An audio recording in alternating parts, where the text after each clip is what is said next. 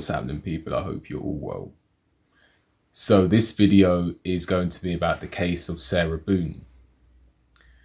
When I look at Sarah Boone, I look at a woman who lacks agency, a woman who lacks the ability to take responsibility, a woman who is just extreme with regards to the characteristics that I just stated. And I mean extreme.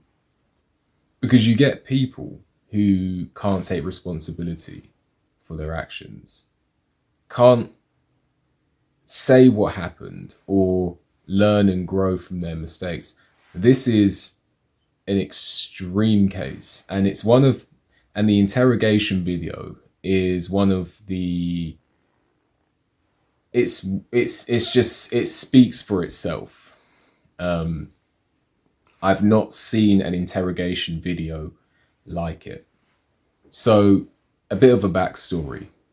Sarah Boone, she's a woman from Florida, and she had a husband, and those two had a child together. Now, they split up, and they were sharing custody of the child. Now, Sarah Boone met George, a new partner, and they had a destructive relationship. I believe the police were called. I believe arrests were made. And they had a destructive up and down relationship. Now, on the 24th of February 2020,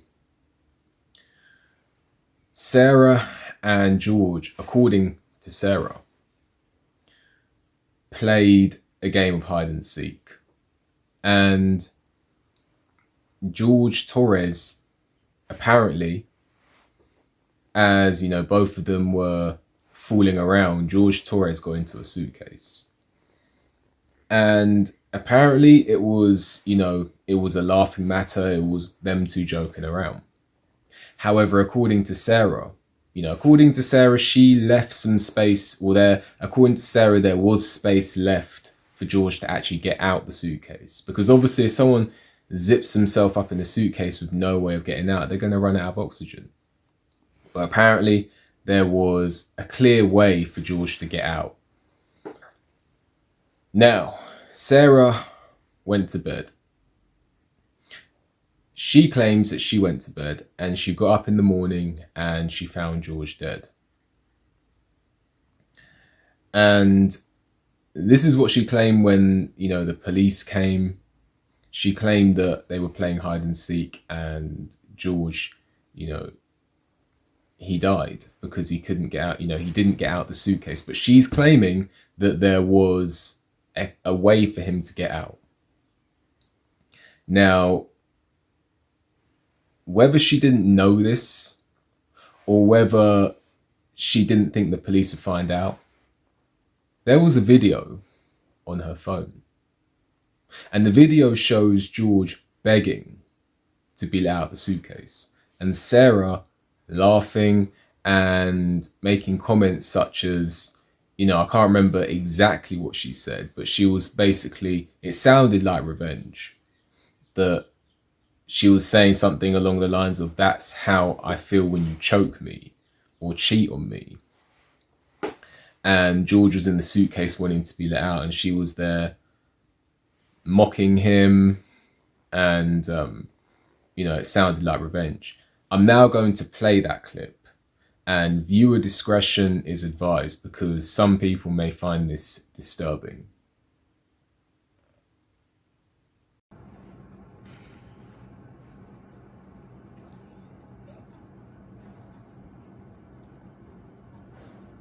Sarah.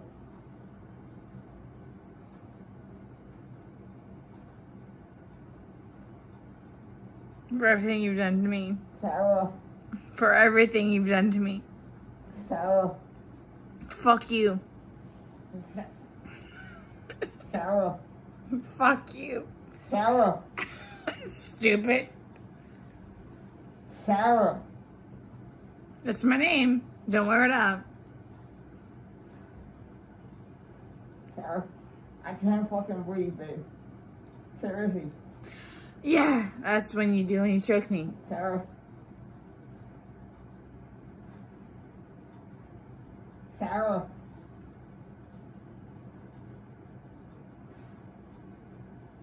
Sarah.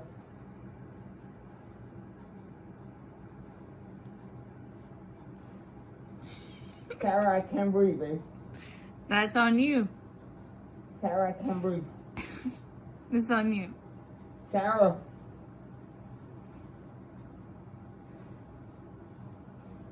Real or ransom. Might want to get video for it extra. Because I got this. Sarah. Real or ransom. Sarah.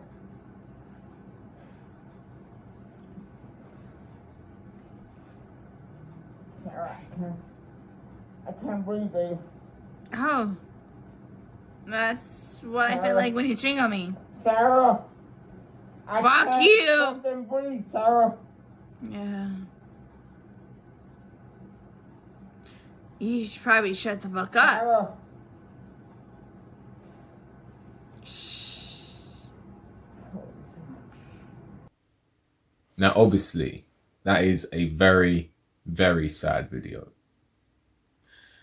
And I don't know whether Sarah was so drunk that she forgot. She forgot that she even made that video, or she didn't think the police would find it out. But she actually gave the police her phone. And the police called her in for questioning. And she came in. They actually questioned her before, but they called her into the station for questioning. I don't think they actually talked to her in a police station before. I think they may have done it in the car. But either way, they called her in for questioning at the station. And the police, as the police often do, they started off with, you know, easier questions, less pressurizing questions, and to get her more comfortable, to get her to open up. But eventually, they confronted her about the video that she made. They asked her if she remembers making any videos. She said no, or she didn't allude to the fact that she had made that video. And then after she clearly alluded to the fact that she didn't make that video, the police played that video, which I'm now going to show you. Stairs or downstairs. So. Okay, so do you remember making any videos or maybe having any photos, videos that you remember doing on your phone on Sunday? No. No? I think I took a picture of a dog. Okay. But your phone is password protected, you have the password, he has the facial recognition, so it's not like someone else could be on your phone. No, I have both. But you have the face and the password. Yes. Yeah, but he only has the face, correct? No. To be able to get onto your phone, you told me that he looks at the phone. Oh, I misunderstood. I thought you were asking if I did. Yes, it's me. Okay. Does he have access to your phone? Because you said it's a shared phone. Okay, how does he have access? Sarah, can I borrow your phone? Yeah, it's right there on the kitchen counter. Okay, but how does he get into it because it's password protected? He'll come and get it to me and I'll just do the face thing. Where sometimes too, like look, he'll joke with me and say, okay, I need to borrow your phone. And he'll hold it while I'm cooking or doing something, do the facial recognition. Okay, so he doesn't know the password and he doesn't have the facial recognition. No. But he is the only other person that would use your phone, I'm assuming, other than... Well, Lucas. Right. But Lucas wasn't there Sunday. Right.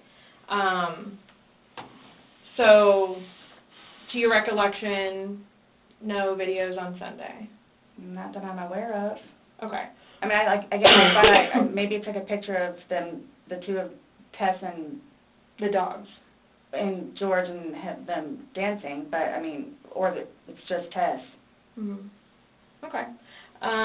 So I have something that I want to show you that we found, and it was from your phone. Mhm. Can you see it? you need to move it around, go ahead. Sarah.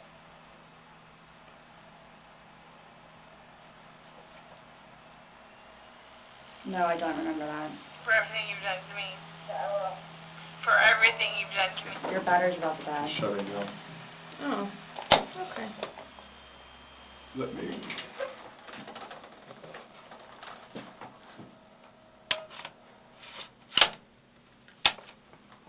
The battery doesn't last very long. Yeah, it used to last a lot longer than that. I don't know what happened. Okay. Let me just grab something. All right.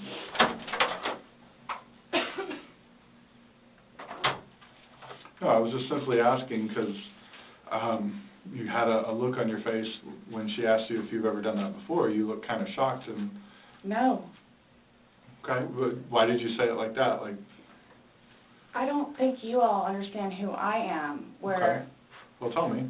I mean, I've always been a straight-A student. I am an outstanding mother to my son. Okay. I excel at everything. I would not do that. You wouldn't lock somebody in a suitcase? Well, I didn't, like, completely lock it. I mean, I Okay. opened it with one finger. I left enough in there for him to get out. Okay. And I wasn't planning on going upstairs and going to sleep. Okay.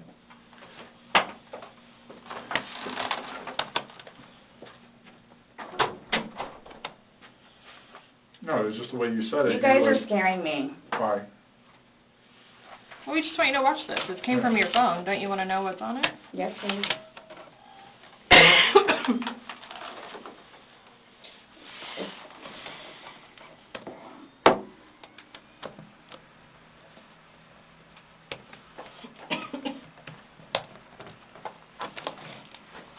Is it long? Because I don't know how much I can take. No. I don't know how much I can take. I don't know how to find your...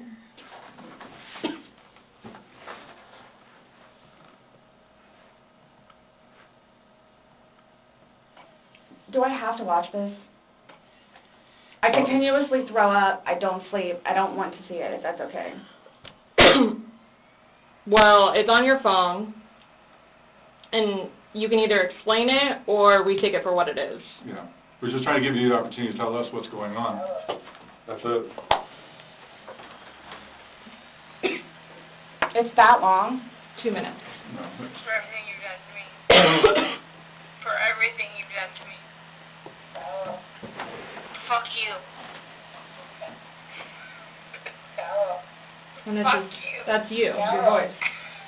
Stupid. Sarah. That's my name. Don't wear it up. Sarah. I can't fucking breathe, babe. Seriously. Yeah, that's when you do when you choke me. Sarah. Sarah. I don't want to watch it, please. Okay. Sarah. Last time we talked to you, you had said that you put him in the suitcase, he had 2 fingers hanging out, and you I went to flipped him bed. over. Sarah, I can't breathe, babe. I flipped him over, and that's where it was. And there's 2 different videos and a still picture where, yeah, it shows you flipping him in different positions, and him saying that he can't breathe, and you saying fuck So you. this is upside down. So in order for him to have gotten into it, It was flipped up. right, it was flipped up normal. Yes. Like as if you're packing something. So this is upside down. Guys, this is killing me right now. So this image is upside down, and then this small video that occurred 11 minutes later, it's flipped over the other way, closer to your dining room table. Okay. Now he's obviously still in there. So he didn't, how did it go from the back to the front? I flipped it. Okay. My plan was not to go upstairs and go to sleep, Well, that's what you did. Yeah. but not intentional. So what happens after this when Sarah is confronted with the evidence is unbelievable. It's actually unbelievable. She almost tries to gaslight the police. She says it's not intentional. It's not malicious. But, you know, it doesn't take a very smart person to watch that footage to understand that she did not have good intentions for George when she was on that video. And the way she tries to convince the police is absolutely unbelievable. And as I said before, I've not seen an interrogation video quite like it. Because I don't think she realizes once that video is played, she's not going home. I mean, she wasn't going home anyway for the fact that that video existed and the police had it. But the fact that she still, it's almost like she believes that there's still a chance she can go home. And I feel like she actually asks the police, when she asks the police, you know, is that it? You know, is she done? I feel like on a subconscious level, in the inner depths of her subconscious mind, she has some awareness that this situation isn't good for her, but she doesn't want, she can't, almost like she can't bring herself to ask the police, is she going to be arrested? So she just says, is she done? The lack of agency, there are clear examples of the lack of agency. Examples could be when she asks, or when she actually says, excuse me, she says she's blaming it on the wine. But she said previously that she wasn't drunk. So before she's claiming she wasn't drunk, now she's blaming it on the wine. So, where were you guys at on drunkenness, not drunkenness on Sunday? You told us you weren't drunk. No, I was not drunk. Right. I was not drunk. If you were, say it's opposite, you were in the suitcase and you're asking to be let out, should they not let you out? Eventually. I'm guessing. I mean, I'm blaming it on the wine. Blaming it on the wine. It's unbelievable.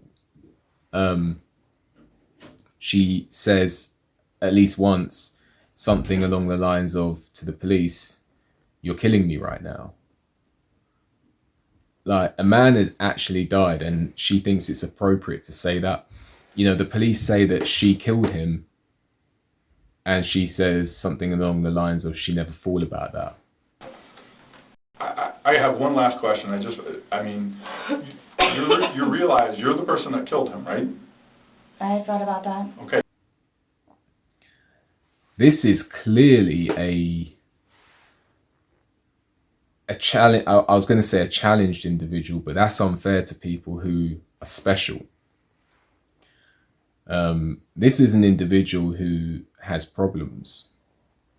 So obviously she didn't go home. She showed a complete lack of agency, a complete lack of, I want to say, empathy is not the word. Just, you know, even if if a normal person killed someone and it was even an accident, in self-defense, say it was justifiable, you know, someone tried to rob a normal person, they defended themselves and the person died.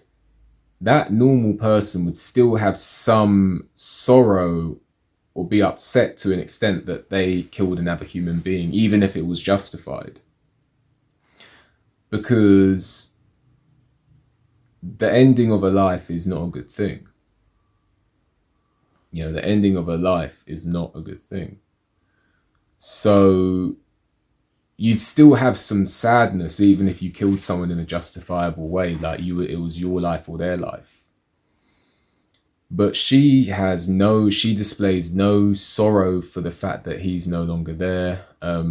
At least once the video's played, it's almost like she goes into survival mode, you know, self-preservation mode, and all she cares about is her going home.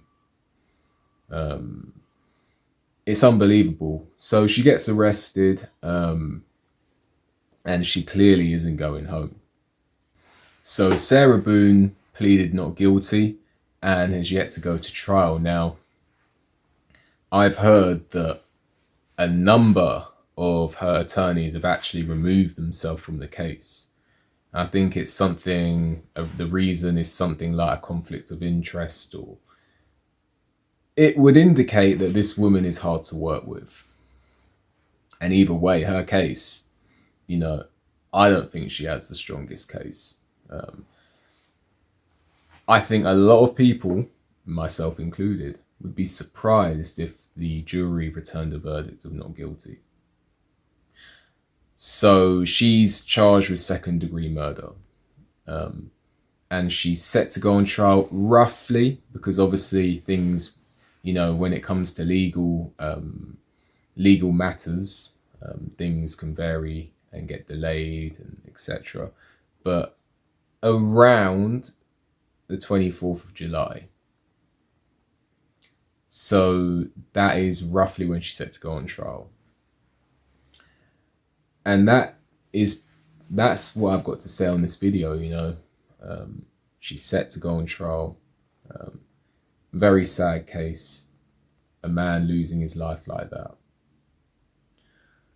So, just to make sure, you know, the channel can get out there and reach as many people as possible, make sure you like the video. Make sure you subscribe to the channel.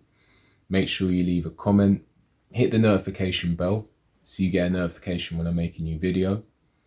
And I'll see you on the next video.